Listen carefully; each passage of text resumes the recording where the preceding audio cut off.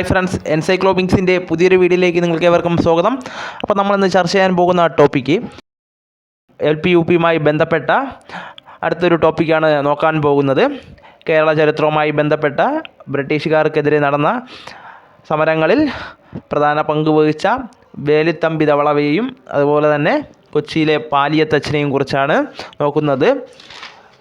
കുറിച്യ കലാപത്തിനെ കുറിച്ചുള്ള കാര്യങ്ങളും ഇതിനോടൊപ്പം നമ്മൾ ഉൾപ്പെടുത്തിയിട്ടുണ്ട്. അപ്പോൾ നമ്മൾ ടോപ്പിക്കുകളെല്ലാം വിശദമായി തന്നെ പറഞ്ഞു പോകുന്നതാണ്. ആദ്യം നമ്മൾ പഴശ്ശിരാജയെക്കുറിച്ച് പറഞ്ഞതാണ്. ഈ വീഡിയോ ആദ്യമായി കാണുന്ന സുഹൃത്തുക്കളാണെങ്കിൽ നമ്മുടെ ഈ ചാനലിൻ്റെ ലിങ്ക് നിങ്ങളുടെ സുഹൃത്തുക്കളിലേക്കും നിങ്ങൾ ഷെയർ ചെയ്ത് കൊടുക്കുക. അപ്പോൾ നമുക്ക് വീഡിയോയിലേക്ക് കടക്കാം. അപ്പോൾ ആദ്യം നോക്കുന്നത് വേലുത്തമ്പി ദളവയും പാലിയത്തച്ഛനും എവിടെയുള്ളവരെന്നാണ്. തിരുവിതാംകൂറുമായി ബന്ധപ്പെട്ട വ്യക്തിയാണ് ഇതിൽ വേലുത്തമ്പി ദളവ. അതുപോലെ തന്നെ പാലിയത്തച്ഛൻ കൊച്ചിയുമായി ബന്ധപ്പെട്ട വ്യക്തിയാണ്. പ്രധാനമായും ബ്രിട്ടീഷ് സാമ്രാജ്യത്തിനെതിരെ തിരുവിതാംകൂറിൽ ആദ്യകാലത്ത് ചെറുത്തുനിൽപ്പ് സമരങ്ങൾ സംഘടിപ്പിച്ചത് വേലുത്തമ്പി ദളവയാണ്. കൊച്ചിയിൽ സാമ്രാജ്യത്തിനെതിരെ സമരം നടത്തുന്നത് പാലിയത്തച്ഛനാണ്. അദ്ദേഹത്തിൻ്റെ പൂർണ്ണമായ നാമം പാലിയത്ത് കോമ്യച്ചൻ എന്നാണ് പൂർണ്ണമായ നാമം. നാട്ടുരാജ്യങ്ങളുടെ എല്ലാ ആഭ്യന്തര കാര്യങ്ങളിലും ബ്രിട്ടീഷുകാർ ഇടപെടുകയും തുടർന്ന് നാട്ടുരാജ്യങ്ങളിലെ ഭരണാധികാരികൾക്ക് പരമാധികാരം നഷ്ടപ്പെടുകയും ചെയ്തതിനെ തുടർന്നാണ് കലാപം ആരംഭിക്കുന്നത് എന്ന് നമുക്ക് മനസ്സിലാക്കാം. അവിട്ടം തിരുനാളിൻ്റെ പ്രശസ്തനായ ദിവാനായിരുന്നു തിരുവിതാംകൂറിലെ വേലുത്തമ്പി ദളവ. വേലുത്തമ്പിയുടെ യഥാർത്ഥ നാമം, വേലുത്തമ്പി ദളവയുടെ യഥാർത്ഥമായ നാമം എന്ന് പറയുന്നത് വേലായുധൻ ചെമ്പകരാമൻ എന്നായിരുന്നു വേലുത്തമ്പി ദളവയുടെ യഥാർത്ഥ നാമം. വേലുത്തമ്പി ദളവയുടെ ജന്മദേശം എന്ന് പറയുന്നത് കന്യാകുമാരി ജില്ലയിലെ കൽക്കുളമാണ്, പഴയ തലക്കുളമാണ്. 1765 അദ്ദേഹം കൽക്കുളത്ത്, കന്യാകുമാരി ജില്ലയിലെ കൽക്കുളത്ത് ജനിക്കുന്നത്. വേലുത്തമ്പി ദളവയുടെ തറവാട്ട് നാമം എന്ന് പറയുന്നത് തലക്കുളത്ത് വീടാണ്. അദ്ദേഹം തിരുവിതാംകൂറിൻ്റെ ദിവാനാവുന്ന 1802 അദ്ദേഹം തിരുവിതാംകൂറിൻ്റെ ദിവാനാവുന്നത്. അതുപോലെ കൊല്ലത്ത് അദ്ദേഹവുമായി ബന്ധപ്പെട്ട ഒന്ന് രണ്ട് വസ്തുതകളാണ്. കൊല്ലത്ത് ഹജൂർ കച്ചേരി സെക്രട്ടേറിയറ്റ്, ഹജൂർ കച്ചേരി എന്ന് പറയുന്നത് അന്നത്തെ സെക്രട്ടേറിയറ്റ് ആണ്. അത് സ്ഥാപിക്കുന്നത് വേലുത്തമ്പി ദളവയാണ്. തിരുവിതാംകൂറിൽ സഞ്ചരിക്കുന്ന കോടതികൾ സ്ഥാപിക്കുന്നത് വേലുത്തമ്പി ദളവയാണ്. വേമ്പനാട്ടുകായലിലെ പാതിരാമണൽ ദ്വീപിനെ കൃഷിയോഗ്യമാക്കിയ ദിവാനും വേലുത്തമ്പി ദളവയാണ്. തിരുവിതാംകൂർ നായർ ബ്രിഗേഡിൻ്റെ അലവൻസ് കുറയ്ക്കാൻ തീരുമാനിച്ച വേലുത്തമ്പി ദളവയുടെ നീക്കത്തിനെതിരെ നടന്ന കലാപമാണ് തിരുവിതാംകൂർ പട്ടാള ലഹള എന്നറിയപ്പെടുന്നത്. ഇത് നടക്കുന്ന വർഷം 1804 ഇത് നടക്കുന്നത്. തിരുവിതാംകൂറിൻ്റെ ആഭ്യന്തര കാര്യങ്ങളിൽ ബ്രിട്ടീഷുകാർ അനിയന്ത്രിതമായി ഇടപെട്ടതിനെതിരെ പ്രതിഷേധിച്ച ദിവാനായിരുന്നു വേലുത്തമ്പി ദളവ. 1880 തിരുവിതാംകൂറിലെയും കൊച്ചിയിലെയും ബ്രിട്ടീഷ് റെസിഡൻ്റായി നിയമിതനായ വ്യക്തിയാണ് കേണൽ മക്കോള. അതുപോലെ തിരുവിതാംകൂറിൻ്റെ രാഷ്ട്രീയ സ്വാതന്ത്ര്യത്തിന് അന്ത്യം കുറിക്കാൻ കാരണമായ ഉടമ്പടിയാണ് 1805 ഈ ഉടമ്പടി ഒപ്പുവയ്ക്കുന്നത്. തിരുവിതാംകൂറിൻ്റെ രാഷ്ട്രീയ സ്വാതന്ത്ര്യത്തിന് അന്ത്യം കുറിക്കാൻ കാരണമായ ഉടമ്പടി ഒപ്പുവെച്ച വർഷമാണ് 1805 ഉടമ്പടി. രാജ്യത്തിന് വൻതുക നൽകേണ്ടിയിരുന്ന മാത്തു തരകൻ എന്നയാളുടെ ഭൂമി കണ്ടുകെട്ടാൻ വേലുത്തമ്പി ദളവ പുറപ്പെടുവിച്ച കൽപ്പന റദ്ദാക്കിയത് അന്നത്തെ റെസിഡൻ്റായിരുന്ന കേണൽ മക്കോളയാണ്. ബ്രിട്ടീഷ് വിരുദ്ധ പോരാട്ടങ്ങൾക്ക് വേലുത്തമ്പിയെ സഹായിച്ച അന്നത്തെ വ്യക്തിയാണ് കൊച്ചിയിലെ പാലിയത്തച്ഛൻ. അവർ കോഴിക്കോട് സാമൂതിരിയുമായി മൗറീഷ്യസുമായും ഫ്രഞ്ചുകാരുമായി രഹസ്യമായി ആശയവിനിമയം നടത്തിയിരുന്നുവെന്ന് നമുക്ക് മനസ്സിലാക്കാം. വേലുത്തമ്പിയുടെയും പാലിയത്തച്ഛൻ്റെയും സംയുക്ത സൈന്യം മെക്കാളയുടെ ഭവനം ആക്രമിക്കുന്നത് 1808 ഡിസംബറിലാണ്.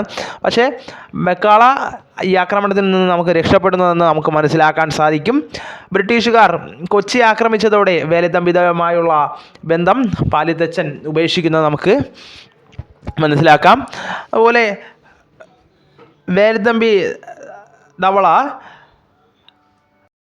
ജീവത്യാഗം നടത്തുന്നത് എവിടെയാണെന്ന് നാം നോക്കുമ്പോൾ 1809 മണ്ണടി ക്ഷേത്രത്തിൽ, പത്തനംതിട്ട ജില്ലയിലാണ് മണ്ണടി ക്ഷേത്രം സ്ഥിതി ചെയ്യുന്നത്.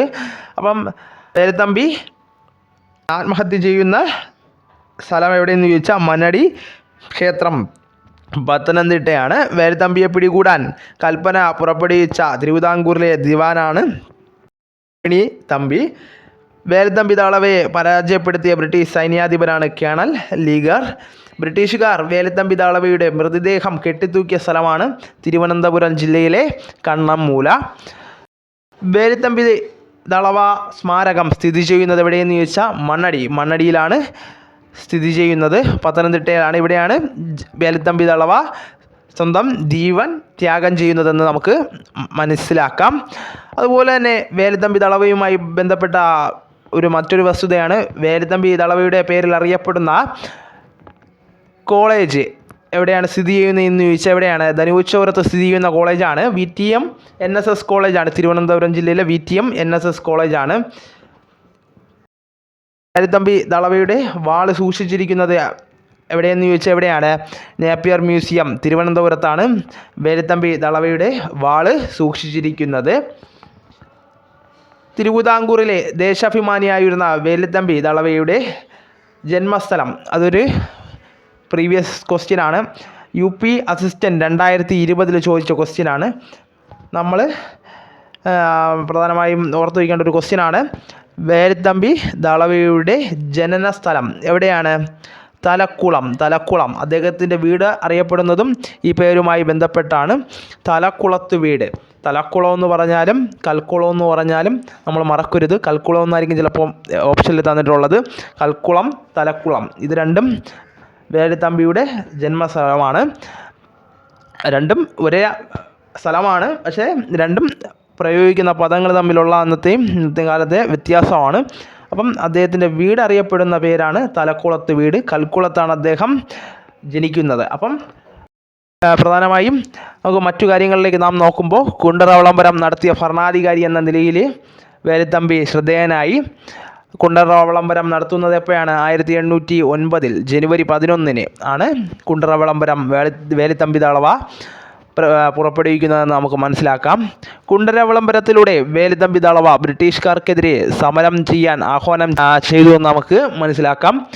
ദക്ഷിണേന്ത്യയിലെ കൊളോണിയൻ വിരുദ്ധ സമരത്തിൻ്റെ നാഴികക്കല്ല് എന്നറിയപ്പെടുന്നതാണ് കുണ്ടറ വിളംബരം. സാധാരണ ജനങ്ങളുടെ സാമ്പത്തിക ദുരിതങ്ങൾക്ക് കുണ്ടറ വിളംബരം ഊന്നൽ നൽകിയെന്ന് നമുക്ക് മനസ്സിലാക്കാം. കുണ്ടറ വിളംബരത്തിന് സാക്ഷ്യം വഹിച്ച ക്ഷേത്രസന്നിധിയാണ് കുണ്ടറയിലെ ഇളമ്പള്ളൂർ ക്ഷേത്രം. കുണ്ടറ വിളംബരത്തിലൂടെ വേലുത്തമ്പി മുന്നോട്ട് വച്ച പ്രധാനമായ ആശയമെന്ന് പറയുന്നത് യൂറോപ്യന്മാർ ഉപയോഗശൂന്യമായ സ്ഥലങ്ങളുടെ പരമാധികാരിയായി സ്വയം പ്രഖ്യാപിക്കുന്ന ആശയം.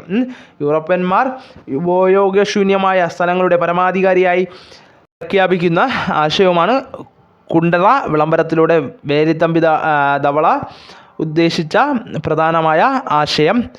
കുണ്ടറ വിളംബരം നടന്ന കാലത്തെ തിരുവിതാംകൂർ ബ്രിട്ടീഷ് റെസിഡൻ്റ് ആരായിരുന്നു എന്ന് ചോദിച്ചാൽ കേണൽ മെക്കോളയാണ്. കുണ്ടറ വിളംബരത്തിനെ തുടർന്ന് നടന്ന യുദ്ധമാണ് കൊല്ലം യുദ്ധം. 1809 ജനുവരി 15 കൊല്ലം യുദ്ധം നടക്കുന്നതെന്ന് നമുക്ക് മനസ്സിലാക്കാം. അപ്പോൾ ഇത്തരം കാര്യങ്ങളാണ് പ്രധാനമായും വേലുത്തമ്പി ദളവയുമായി ബന്ധപ്പെട്ട് ഉള്ളത്. അടുത്തത് കുറച്ചിയർ കലാപമാണ്. കുറച്ചിയർ കലാപം നാം നോക്കുമ്പോൾ കുറച്ചിയർ കലാപം ആരംഭിച്ച വർഷം 1812 മാർച്ചിനാണ് കുറച്ചിയർ കലാപം ആരംഭിക്കുന്നത്. കുറച്ചിയർ കലാപത്തിന് നേതൃത്വം നൽകിയ വ്യക്തിയാണ് രാമനമ്പി അല്ലെങ്കിൽ രാമമൂപ്പൻ എന്നറിയപ്പെടുന്നു. ദക്ഷിണേന്ത്യയിൽ നടന്ന ഏക ഗിരിവർഗ കലാപമാണ് കുറച്ചിയർ കലാപം. കുറച്ചിയർ കലാപത്തിൻ്റെ പ്രധാന കാരണങ്ങൾ നാം നോക്കുമ്പോൾ എന്താണ്? ബ്രിട്ടീഷുകാർ അധിക നികുതി ചുമത്തിയത് കുറച്ചിയർ കലാപത്തിന് കാരണമായി നമുക്ക് മനസ്സിലാക്കാം. നികുതി പണമായി അടയ്ക്കാൻ നിർബന്ധിച്ചത് ഇതേ തുടർന്ന് നമുക്ക് മനസ്സിലാക്കാം. നികുതി അടയ്ക്കാൻ കഴിയാത്തവരുടെ കൃഷിഭൂമി ബ്രിട്ടീഷുകാർ പിടിച്ചെടുത്തതും ഈ കലാപത്തിന് കാരണമായെന്ന് നമുക്ക് മനസ്സിലാക്കാം. ബ്രിട്ടീഷുകാർ വയനാട്ടിലെ ഗോത്രജനമായ കുറിച്യരുടെയും കുറുമ്പരുടെയും തുണ്ടുഭൂമികൾ പിടിച്ചെടുത്തതിൻ്റെ കാരണം നമ്മൾ നോക്കുമ്പോൾ എന്താണ്? പഴശ്ശി കലാപത്തിൽ ഈ ഗോത്രജനത പങ്കെടുത്തതിൻ്റെ പ്രതിഷേധത്താലും മറ്റു കാര്യങ്ങൾ നാം നോക്കുമ്പോൾ കുറിച്യരുടെ മേൽ നികുതി ഏർപ്പെടുത്തിയ ബ്രിട്ടീഷ് ഉദ്യോഗസ്ഥൻ ആരാണ്? തോമസ് വാർഡനാണ് കുറിച്യർക്ക് മേൽ അധിക നികുതി ഏർപ്പെടുത്തുന്നതെന്ന് നമുക്ക് മനസ്സിലാക്കാം. വയനാട്ടിലെ ഗോത്രവർഗ്ഗക്കാർ നടത്തിയിരുന്ന ഏതുതരം കൃഷിയാണ് ബ്രിട്ടീഷുകാർ അനുമതി നിഷേധിച്ചതെന്ന് ചോദിച്ചാൽ വെട്ടിച്ചുട്ടു കൃഷിയാണ് ബ്രിട്ടീഷുകാർ നിഷേധിച്ചത്. വയനാട്ടിലെ ഗോത്രവർഗ്ഗക്കാർ നടത്തിയ ഏത് തരം കൃഷിയാണ് ബ്രിട്ടീഷുകാർ അനുമതി നിഷേധിച്ചെന്ന് നോക്കിയാൽ ഏതാണ്? വെട്ടിച്ചുട്ട് കൃഷിയാണ് അനുമതി നിഷേധിച്ചത് നമുക്ക് മനസ്സിലാക്കാം. 1 മാസം കൂടി പിടിച്ചു നിന്നിരുന്നെങ്കിൽ കലാപം അവർക്ക് എന്താണ്? കലാപകാരികൾക്ക് രാജ്യം കീഴടക്കാൻ കഴിയുമായിരുന്നെന്ന് അഭിപ്രായപ്പെട്ട അന്നത്തെ ഒരു ബ്രിട്ടീഷ് ഉദ്യോഗസ്ഥനാണ് ആര്? TH ബേബർ. കുറച്ചർ കലാപത്തെ അതിൻ്റെ പ്രധാനപ്പെട്ട മുദ്രാവാക്യമെന്ന് പറയുന്നത് വട്ടത്തൊപ്പിക്കാരെ നാട്ടിൽ നിന്നും പുറത്താക്കുക എന്നതാണ് കുറച്ചർ കലാപത്തിൻ്റെ പ്രധാനപ്പെട്ട മുദ്രാവാക്യം. കുറച്ചർ കലാപം അടിച്ചമർത്തുന്ന 1812 മെയ് 8-നാണ് കുറച്ചർ കലാപം എന്ത് ചെയ്യുന്നത്? അടിച്ചമർത്തുന്നത്. പ്ലാക്കച്ചന്തു, ആയിരം വീട്ടിൽ കോന്തപ്പൻ, രാമനമ്പി തുടങ്ങിയവർ ഏറ്റുമുട്ടലിൽ വധിക്കപ്പെടുകയും മറ്റൊരു പ്രമുഖ നേതാവായ വെൺ കലോൺ കൊയലുവിനെ തൂക്കിലേറ്റുകയും ചെയ്തുവെന്ന് നമുക്ക് ഈ കലാപത്തിൻ്റെ മറ്റു കാര്യങ്ങൾ നാം നോക്കുമ്പോൾ കാണുവാൻ സാധിക്കുന്നതാണ്. അതുപോലെ തന്നെ ബ്രിട്ടീഷുകാർ ഇതിൻ്റെ പ്രധാനപ്പെട്ട ക്രൂച്ചറിൻ്റെ നേതാവായിരുന്ന ആരാണ്? രാമനമ്പി അല്ലെങ്കിൽ രാമമൂപ്പൻ. ഇദ്ദേഹത്തെ എന്താണ് ബ്രിട്ടീഷുകാർ വധിക്കുന്നത് 1812 മെയ് 1-നാണെന്ന് നമുക്ക് മനസ്സിലാക്കാം. കുറിച്യർ കലാപത്തിൽ കുറിച്യറെ കൂടാതെ പങ്കെടുത്ത മറ്റൊരു ആദിവാസി വിഭാഗമാണ് കുറുമ്പർ എന്ന് നമുക്ക് കണ്ടെത്താം. കുറിച്യരുടെ ജീവിതവും സംസ്കാരവും എന്ന പുസ്തകം രചിച്ചതാണ് കുമാരൻ വയലേരി. കുറിച്യരുടെ ജീവിതവും സംസ്കാരവും എന്ന പുസ്തകം രചിച്ചതാണ് കുമാരൻ വയലേരി. അദ്ദേഹം എന്താണ് അന്നത്തെ എന്താണ് ജീവിതത്തെക്കുറിച്ചുള്ള വ്യക്തമായ ഒരു കാഴ്ചപ്പാടോടെ രചിച്ച ഒരു മികച്ചൊരു പുസ്തകമാണെന്നത് ഇത് വായിക്കുമ്പോൾ നമുക്ക് മനസ്സിലാക്കാം. അപ്പോൾ ഇതുമായി ബന്ധപ്പെട്ട് 1-2 പ്രീവിയസ് ക്വസ്റ്റ്യൻസ് നാം നോക്കുമ്പോൾ എന്താണ്? കുറിച്യർ കലാപം നടന്ന വർഷം 1812-ലാണ് കുറിച്യർ കലാപം നടക്കുന്നത്. കുറിച്യർ കലാപം അടിച്ചമർത്തി ചെയ്തപ്പോഴാണ് 1812 മെയ് 8-ന് അടിച്ചമർത്തി ചെയ്യുന്നു. മാർച്ചിന് എന്ത് ചെയ്യുന്നു? കലാപം ആരംഭിക്കുന്നുവെന്ന് നമുക്ക് മനസ്സിലാക്കാം. അതുപോലെ തന്നെ മറ്റൊരു കറണ്ട് ഫാക്റ്റാണ് കേരളത്തിൽ ഗോത്ര സ്വാതന്ത്ര്യ സമര സേനാനി മ്യൂസിയം സ്ഥിതി ചെയ്യുന്ന എവിടെയാണ്? കേരളത്തിൽ ഗോത്ര സ്വാതന്ത്ര്യ സേനാനി മ്യൂസിയം സ്ഥിതി ചെയ്യുന്നത് എവിടെയെന്ന് ചോദിച്ചാൽ എവിടെയാണ്? കോഴിക്കോടാണ് സ്ഥിതി ചെയ്യുന്നത്. അത് കറണ്ട് ഒരു ഫാക്റ്റാണ്. കാരണം ഇതുമായി ബന്ധപ്പെട്ട് നാം നോക്കുമ്പോൾ ആനുകാലികമായ ഒരു വിവരമാണ്. കേരളത്തിലെ ഗോത്ര സ്വാതന്ത്ര്യ സമര സേനാനി മ്യൂസിയം സ്ഥിതി ചെയ്യുന്നത് എവിടെ? കോഴിക്കോടാണ് സ്ഥിതി ചെയ്യുന്നത്. അപ്പം കുറച്ച് കലാപത്തെക്കുറിച്ച് പ്രധാനമായി ഇത്രയും കാര്യങ്ങളാണുള്ളത്. നമ്മൾ ഇതുമായി ബന്ധപ്പെട്ടത് നമുക്ക് ചോദിക്കാൻ സാധ്യതയുള്ള ഒരു പ്രധാന ക്വസ്റ്റ്യനാണ്, നല്ലൊരു ക്വസ്റ്റ്യനാണ്. ദക്ഷിണേന്ത്യയിൽ നടന്ന ഏക ഗിരിവർഗ കലാപം ഏതെന്ന് ചോദിക്കാൻ സാധ്യതയുണ്ട്. ഏതാണ്? കുറിച്യർ കലാപം. ദക്ഷിണേന്ത്യയിൽ നടന്ന ഏക ഗിരിവർഗ കലാപം ഏതാണ്? കുറിച്യർ കലാപം. അതുപോലെ തന്നെ അവരുടെ മുദ്രാവാക്യം വട്ടത്തൊപ്പിക്കാരെ നാട്ടിൽ നിന്ന് എന്ത് ചെയ്യുക? പുറത്താക്കുക എന്നതാണ് അവരുടെ മുദ്രാവാക്യം. അതുപോലെ കുറിച്യരുടെ ജീവിതവും സംസ്കാരവും എന്ന പുസ്തകം രചിച്ചാരാണ്? കുമാരൻ വയലേരി എന്ന് നമുക്ക് മനസ്സിലാക്കാം. അപ്പോൾ ഇത്രയും കാര്യങ്ങളാണ് നമ്മൾ കുറിച്യർ കലാപവുമായി ബന്ധപ്പെട്ട് ഉൾപ്പെടുത്തിയിട്ടുള്ളത്. അപ്പോൾ നമുക്ക് തുടർന്നും യുപിക്ക് LPക്കും സഹായകരമാവുന്ന അടുത്ത ടോപ്പിക്കുമായി നമുക്ക് അടുത്ത ക്ലാസ്സിൽ വീണ്ടും കാണാം. നമ്മുടെ വീഡിയോ ഇഷ്ടമായെങ്കിൽ നിങ്ങളുടെ സുഹൃത്തുക്കളിലേക്ക് തന്നെ ഈ ചാനലിൻ്റെ ലിങ്ക് നിങ്ങൾ ഷെയർ ചെയ്ത് കൊടുക്കുക. അപ്പോൾ നമുക്ക് വീഡിയോ അവസാനിപ്പിക്കാം. അപ്പോൾ നമുക്ക് തുടർന്നും വിജ്ഞാനപരമായ മറ്റ് വിവരങ്ങളും ആനുകാലിക പ്രസക്തിയുള്ള മറ്റു കാര്യങ്ങളുമായി നമുക്ക് വീണ്ടും കാണും വരെ ഗുഡ് ബൈ.